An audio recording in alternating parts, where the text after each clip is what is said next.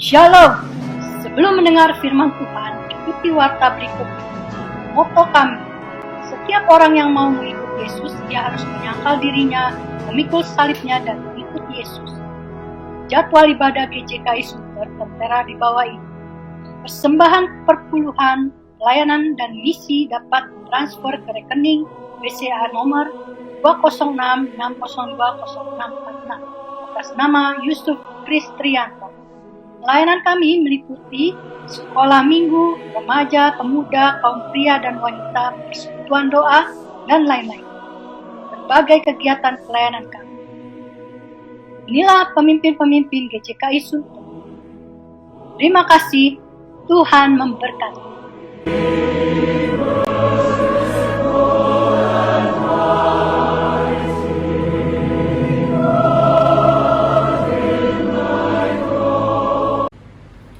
Shalom saudara-saudara kekasih di dalam Tuhan Yesus Kristus.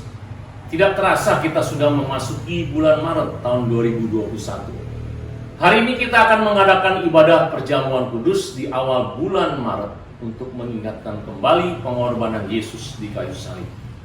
Mari kita siapkan hati dan pikiran kita untuk beribadah. Kita saat teduh sejenak.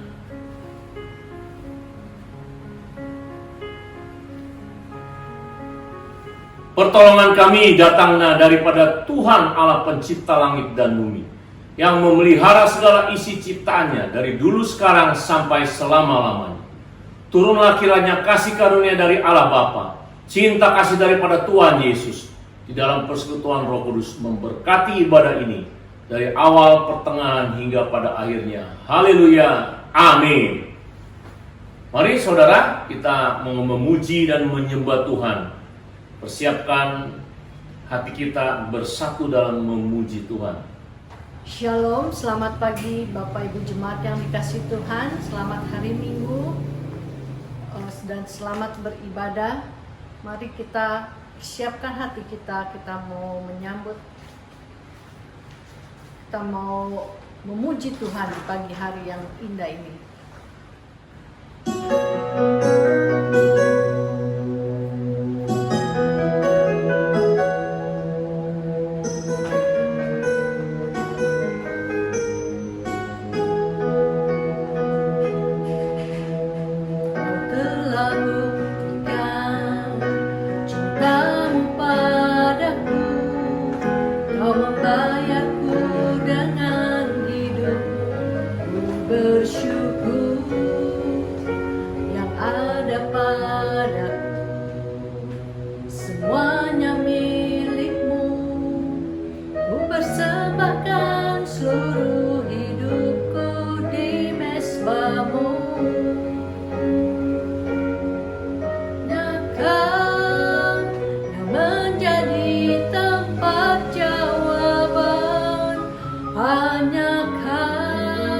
Tempatku berharap,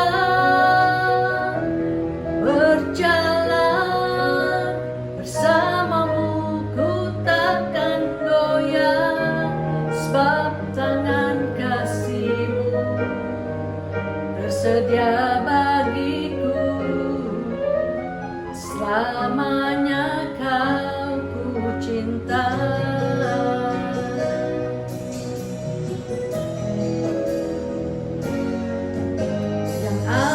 Padaku semuanya milik-Mu, ku persembahkan seluruh hidupku di mezbah-Mu. Hanya Kau yang menjadi tempat jawaban, hanya Kau tempatku berharap.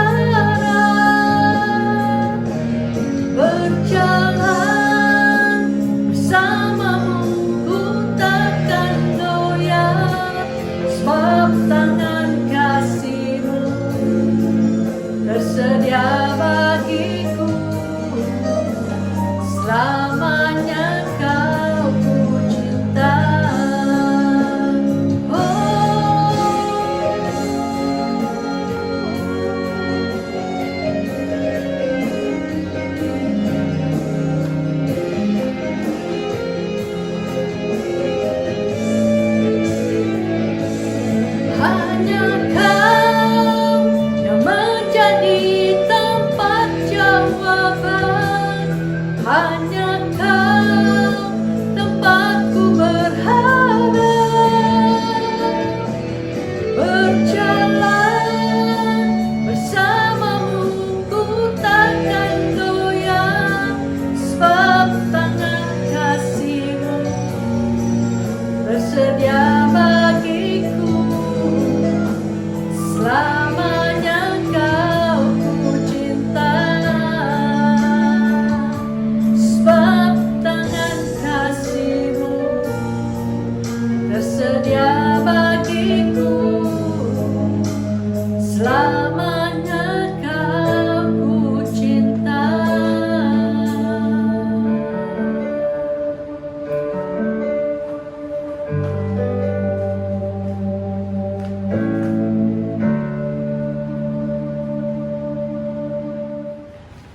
Jemaat yang dikasihi Tuhan, saya undang kita bangkit berdiri, kita mau membacakan Mazmur yang saya ambil dari Mazmur 23. Saya akan bacakan untuk saudara. Tuhan adalah gembala yang baik. Mazmur Daud. Tuhan adalah gembalaku, takkan kekurangan aku. Ia membaringkan aku di padang yang berumput hijau. Ia membimbing aku ke air yang tenang. Ia menyegarkan jiwaku. Ia menuntun aku di jalan yang benar oleh karena namanya. Sekalipun aku berjalan dalam lembah kekelaman, aku tidak takut bahaya, sebab Engkau besertaku. Gadamu dan tongkatmu, itulah yang menghibur aku. Engkau menyediakan hidangan bagiku di hadapan lawanku. Engkau mengurapi kepalaku dengan minyak, ia laku penuh melimpah. Kebajikan dan kemurahan belaka akan mengikuti aku seumur hidupku, dan aku akan diam dalam rumah Tuhan sepanjang masa. Mari kita persiapkan hati kita untuk menerima firman Tuhan. Kita mau menyanyikan sebuah lagu.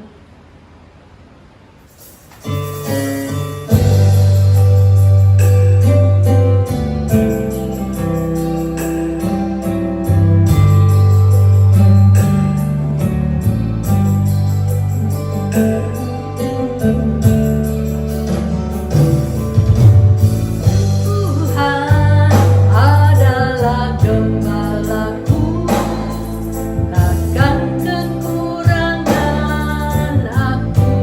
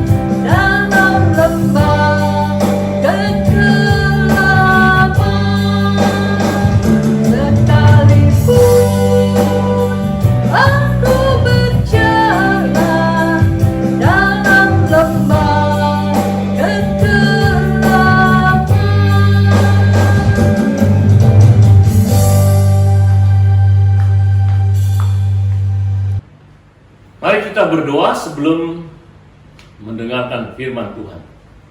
Terima kasih Tuhan, kami ingin mendengarkan firman-Mu. Kuduskan dan layakan kami Tuhan pada pagi hari ini, dan mohon berkat-Mu supaya kami diberi pencerahan lewat Roh Kudus-Mu. Dalam nama Yesus kami berdoa dan mengucap syukur. Haleluya, amin. Hari ini kita akan membahas tema gadamu dan tongkatmu, itulah yang menghibur aku. Diambil dari Mazmur 23 ayat 4. Saya akan bacakan buat saudara. Sekalipun aku berjalan dalam lembah kekelaman, aku tidak takut bahaya, sebab Engkau besertaku. Gadamu dan tongkatmu itulah yang menghibur aku. Saudara, seorang gembala yang mengembalakan domba-dombanya biasanya mereka membawa perlengkapan minimum. Zaman sekarang, gembala membawa senapan yang disandang di bahunya dan sebuah tongkat kecil yang panjang di tangannya. Ada ransel kecil tempat ia menaruh bekal makan siangnya dan sebotol air dan mungkin beberapa obat sederhana untuk P3K bagi domba-dombanya. Di Timur Tengah zaman dahulu, gembala hanya membawa sebuah gada dan tongkat. Yang menjadi pertanyaan di dalam Mazmur 23 ayat 4b mengatakan ada tongkat di tangan seorang gembala beserta gadanya dapat menghibur domba-dombanya. Konteks ayat ini berhubungan dengan berjalan dalam lembah kekelaman. Penggembalaan domba biasanya melalui gunung tinggi dan lembah-lembah. Di lembah itulah banyak terdapat sungai dan air yang terbaik untuk minum domba-domba. Pada waktu menuju lembah itu banyak sekali bahaya dan tantangan yang dihadapi domba-domba, misalnya binatang buas, ular, dan lain-lain. Tetapi penyertaan sang gembala lah yang menjaga keselamatan para domba. Dalam perjalanan menuju lembah tersebut, peralatan minim gembala berupa gada dan tongkat memainkan peranan besar menjaga para domba. Demikian juga hidup orang percaya. Kadang-kadang dalam perjalanan hidup kita menemukan tantangan dan masalah. Semakin kita menuju kepada berkat Tuhan, semakin tantangan dari sekeliling kita semakin bertambah. Baik dari saudara seiman dan saudara bukan seiman.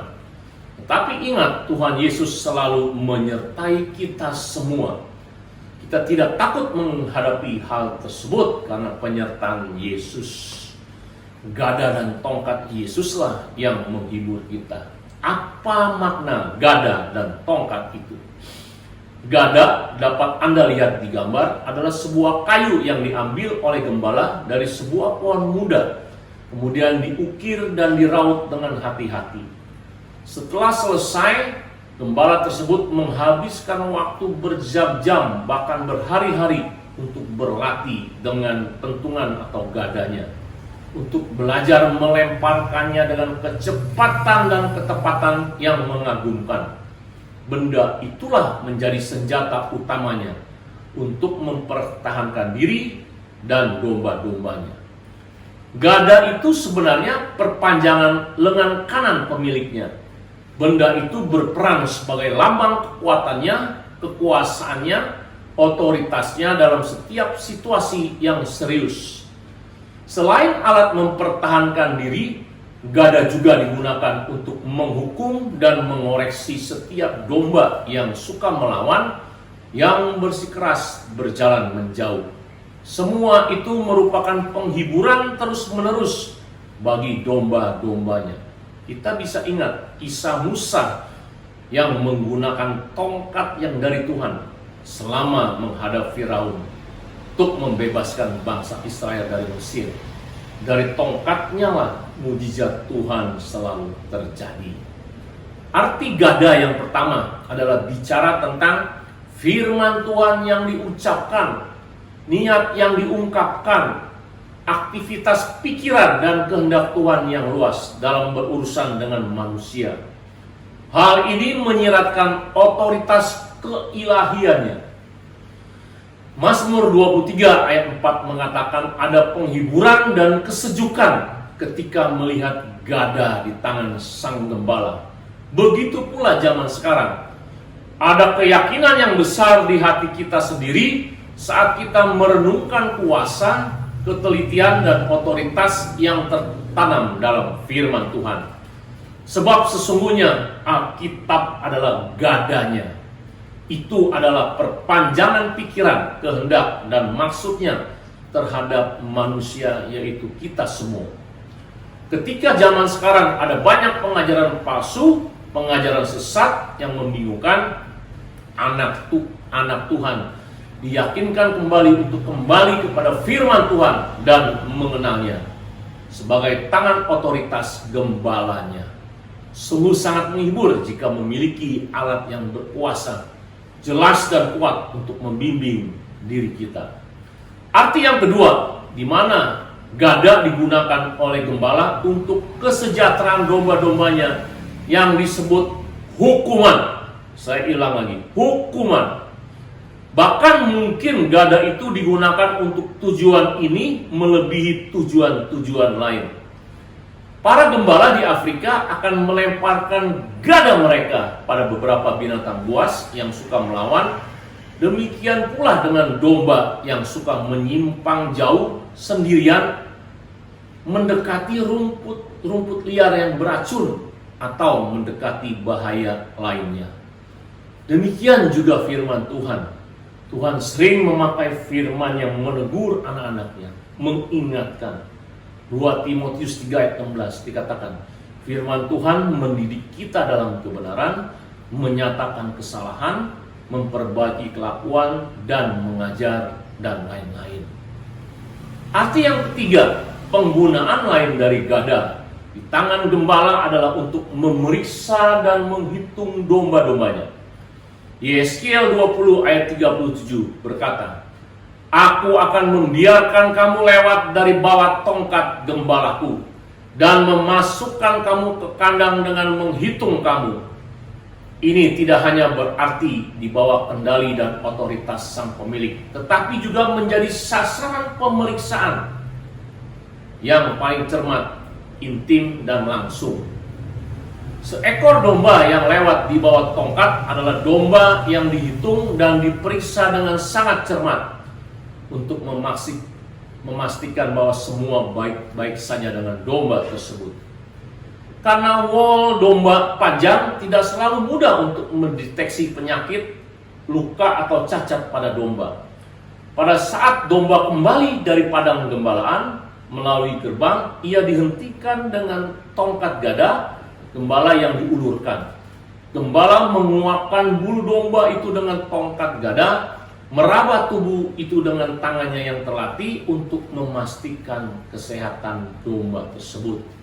Saudara, Daud berkata dalam Mazmur 139 23-24, Selidiki aku, ya Tuhan, kenalilah hatiku, ujilah aku, kenalah pikiran-pikiranku, lihatlah apakah jalanku serong, dan tuntunlah aku di jalan yang kekal.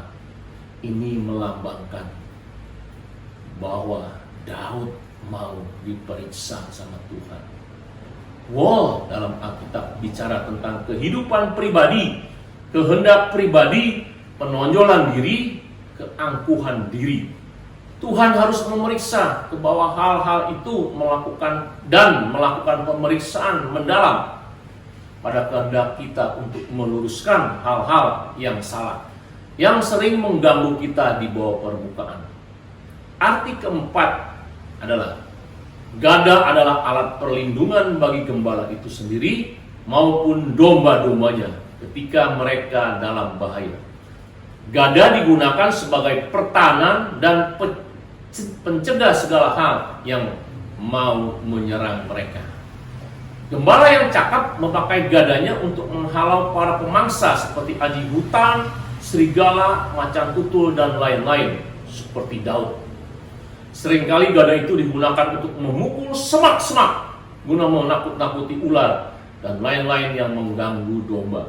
Ada sebuah kesaksian di negara Kenya. Satu waktu ada seorang gembala ingin mengusir sekawanan gembala gajah di semak-semak yang tebal di bawah bukit. Gembala itu ada di atas bukit. Untuk menghalau gajah ke wilayah terbuka, diputuskanlah untuk mengangkat bersama temannya sebuah batu besar yang licin dan menggelindingkannya ke bawah. Saat temannya itu mengangkat batu licin dan mendorong, tiba-tiba seekor kobra terlihat dan siap menyerang. Secepat kilat sang gembala yang waspada itu memukul dengan kayu gadanya dan membunuh ular di tempat itu juga. Saudara, pertumbuhan kekristenan kita juga seringkali dihalangi oleh setan dan kuasa gelap. Mereka tidak senang orang Kristen bertumbuh. Kerap kali setan menggunakan cara-cara lewat keinginan daging, keinginan mata, dan keangkuhan hidup yang membuat orang Kristen mati rohani. Bahkan kadang-kadang setan menawarkan janji-janji manis untuk orang percaya meninggalkan Tuhan Yesus. Kuasa dari firman yang kita baca dan renungkan menentukan kemenangan kita atas semua gangguan tersebut, asal kita intim dan taat kepadanya. Saudara, dari keempat arti gada itu kita baru mengerti bahwa gadamu itulah yang menghibur aku.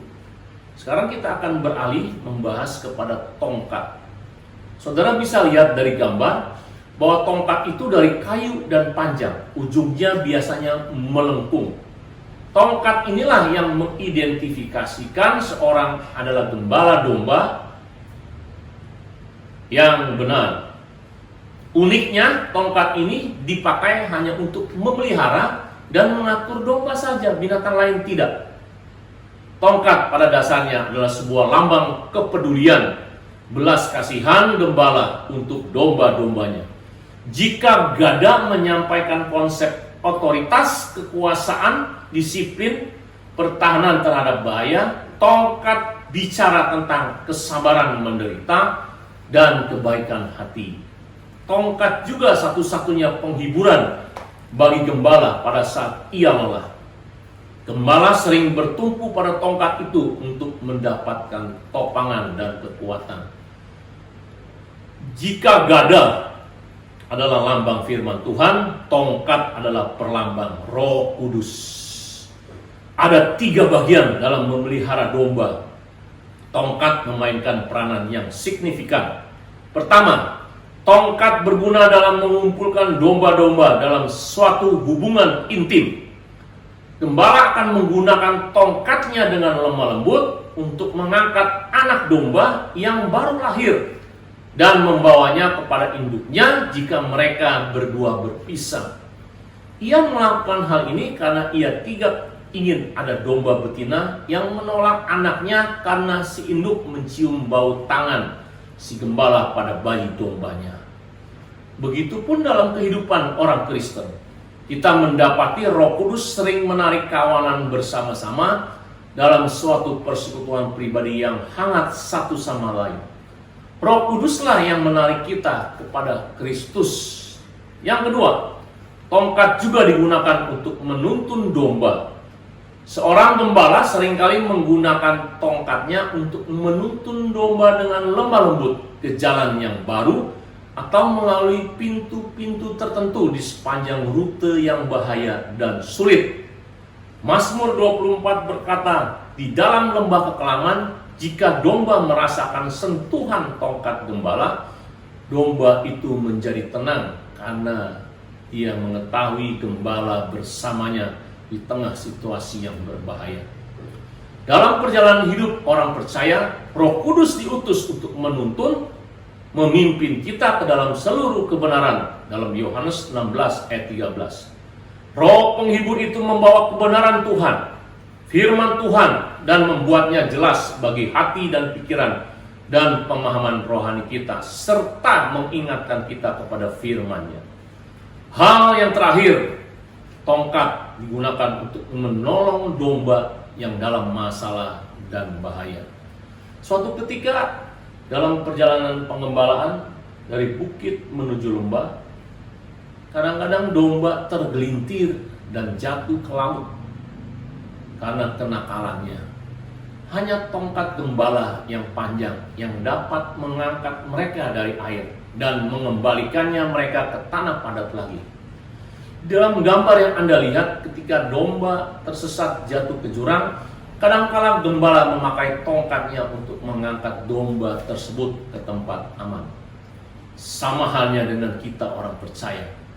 Banyak kesesakan dan kebuntuan yang disebabkan oleh kesalahan kita sendiri. Dengan sikap keras kepala, kemauan sendiri, selfish, dan penonjolan diri, kita masuk ke dalam situasi di mana kita tidak dapat melepaskan diri. Sang gembala yang datang kepada kita.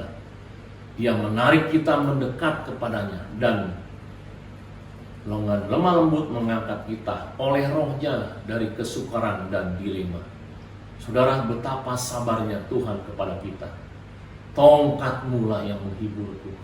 Roh Kudusmu adalah penghiburanku. Nah, saudara, demikianlah arti gada dan tongkat di gembala yang agung, yaitu Yesus Kristus. Tuhan Yesus selalu memperhatikan dan menuntun kita lewat gada dan tongkatnya. Jadi ini adalah sebuah penghiburan yang mendatangkan kekuatan bagi Anda dan saya dalam mengikut Kristus. Nasihat saya, maju terus dalam Kristus.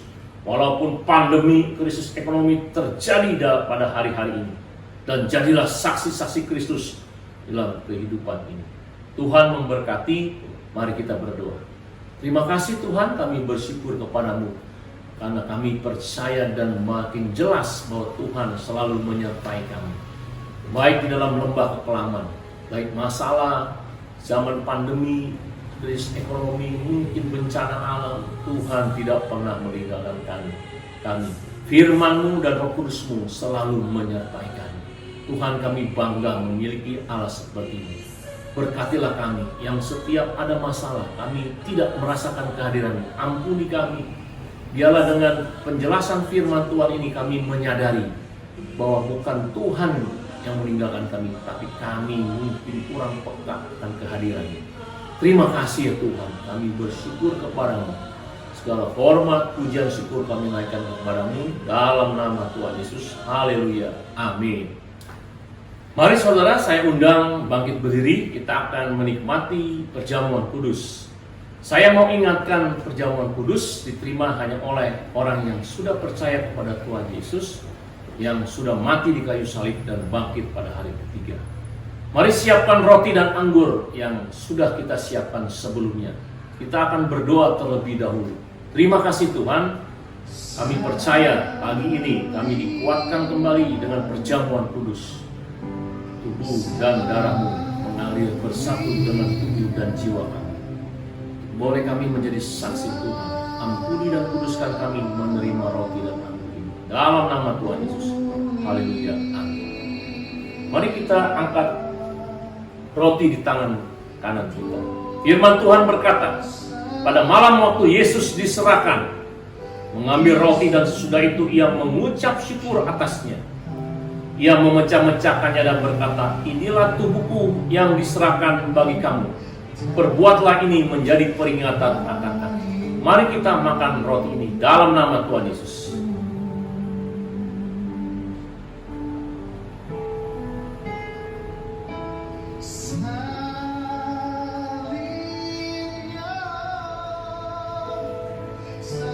Mari kita angkat cawan di tangan kanan kita.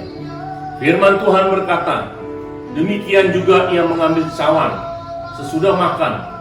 Lalu berkata, cawan ini adalah perjanjian baru yang dimeteraikan oleh darah. Perbuatlah ini setiap kali kamu meminumnya menjadi peringatan akan aku. Sebab setiap kali kamu makan roti ini dan minum cawan ini, kamu memberitakan kematian Tuhan sampai ia datang. Mari kita terima anggur ini dalam nama Tuhan Yesus. Mari kita berdoa. Terima kasih Tuhan, kalau hari ini kami diingatkan kembali untuk pengorbanan-Mu, untuk kebangkitan-Mu, buat kami semua manusia yang berdosa, dan kami sudah ditebus, dan kami harus menjadi saksi Kristus dimanapun kami berada, memberitakan Injil-Mu. Tolong kami Tuhan, dan kami percaya Di dalam tubuh dan darahmu ketika kami bersatu, ada kesembuhan baik fisik dan jiwa. Siapapun yang sakit yang menerima perjamuan kudus, masalah yang belum terpecahkan, pada pagi hari ini dalam nama Yesus, Tuhan sembuhkan dan Tuhan beri jalan keluar. Kami percaya dan terima dengan iman. Terima kasih Tuhan Yesus. Dalam nama Tuhan Yesus, kami berdoa dan mengucap syukur. Haleluya, amin.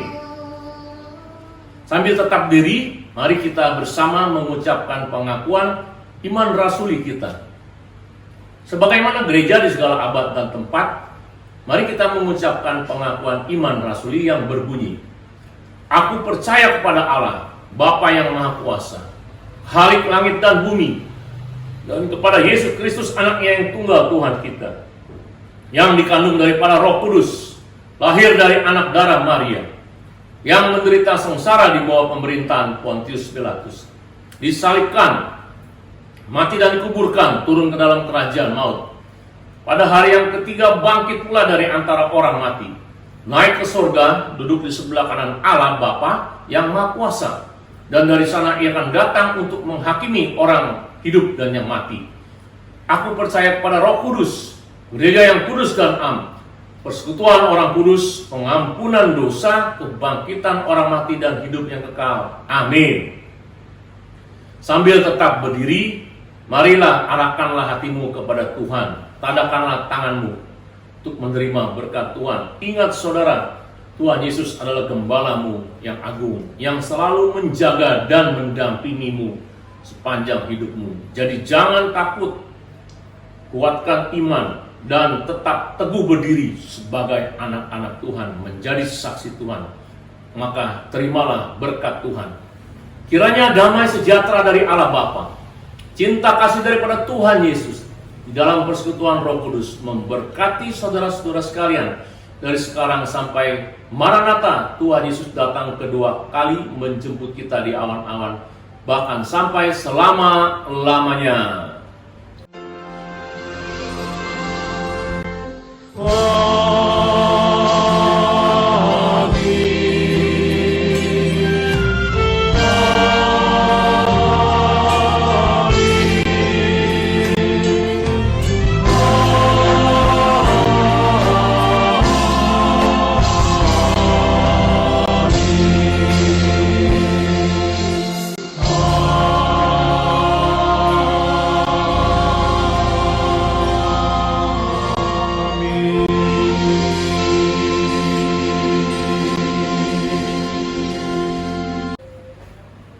Silakan duduk saudara. Sebelum mengakhiri ibadah, perkenankanlah saya mewakili hamba Tuhan dan diaken GJKI Sunter mengucapkan selamat ulang tahun pertama kepada Peter tanggal 2 Maret dan Yuanita bersama tanggal 2 Maret. Mari kita berdoa untuk yang berulang tahun. Sebelumnya saya ucapkan selamat ulang tahun Peter dan Yuanita. Mari kita berdoa. Terima kasih Tuhan untuk anakmu Peter yang Tuhan tambahkan usia tanggal 2 Maret. Tuhan menambahkan iman, menambahkan motivasi yang sungguh menyenangkan hatimu di dalam kehidupannya sebagai kepala keluarga hamba-Mu. Bahkan apa yang dicita-citakannya Tuhan memberi keberhasilan di dalam proses pendewasaan rohani. Tuhan bukakan jalan untuk setiap apa yang direncanakan. Berkati keluarganya bersama istrinya. Tuhan memberkati kehidupannya menjadi garam dan terang. Kami juga berdoa untuk wanita yang bersamaan tanggal 2 Maret. Tuhan memberikan usia pertambahan 1 tahun. Berkati sebagai ibu rumah tangga, istri daripada Pendi, dan ibu dari 2 orang anaknya. Tuhan menopang, memberi kesehatan, bahkan dalam pekerjaan Tuhan memberikan keberhasilan. Terima kasih Tuhan Yesus. Kami serahkan kedua anakmu di dalam nama Tuhan Yesus, Tuhan dan Juru Selamat kami yang hidup. Haleluya, amin. Terima kasih saudara, saya ucapkan untuk Anda yang masih tetap bersama-sama dalam ibadah online ini. Sebelum berpisah, kita akan berdoa syafaat. Doa syafaat dilakukan di rumah Anda masing-masing bersama keluarga Anda. Pokok doa syafaat yang pertama, kita berdoa supaya tema tahun 2021 yaitu fokus kepada visi yaitu menjadi saksi dan memberitakan Injil. Yang kedua, fokus kepada keluarga besar, supaya diwujudkan dalam setiap kegiatan secara pribadi dan program GJKI Sunter. Yang kedua, kita berdoa untuk bangsa dan negara kita, Presiden Jokowi, Wakil Presiden dan Menteri-menterinya dalam menjalankan pemerintahan ini, mengatasi kemelut krisis ekonomi, krisis pandemi, krisis bencana alam, dan krisis keamanan. Biar Tuhan ikut serta di dalam pemerintah ini. Yang ketiga, doakan untuk persiapan Jumat Agung dan Paskah, saudara, supaya Tuhan memberkati setiap program yang kita jalankan. Ada rencana KKR di Jumat Agung dan pertemuan Paskah Nasional GJKI di hari Paskah. Doakan juga untuk setiap hamba Tuhan jemaat GJKI Nasional, GJKI Agape, dan GJKI Sunter.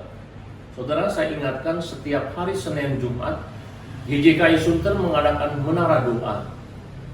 Kami mendoakan siapa saja lewat Zoom, baik jemaat GJKI ataupun orang-orang yang tidak kami kenal, supaya Tuhan menjamah, membukakan jalan dan menyembuhkan setiap sakit, penyakit, dan masalah. Saudara bisa bergabung dalam menara doa. Kemudian kita akan sharing kelompok. Sharing kelompok menjawab pertanyaan di bawah ini. Yang pertama, apa arti gada menurut penjelasan firman Tuhan? Ada 4 hal. Yang kedua, apa arti tongkat menurut penjelasan firman Tuhan? Ada 3 hal. Yang ketiga, ini mengenai introspeksi diri. Apakah Anda takut jika melewati lembah kekelaman dalam hidup ini? Kalau Anda takut, mengapa demikian?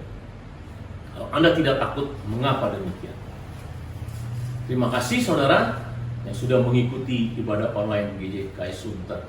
Saya sangat percaya Tuhan memberkati kita semua menjalani hidup ini, karena Dia gembala kita yang agung. Terima kasih, Tuhan berkati. Shalom.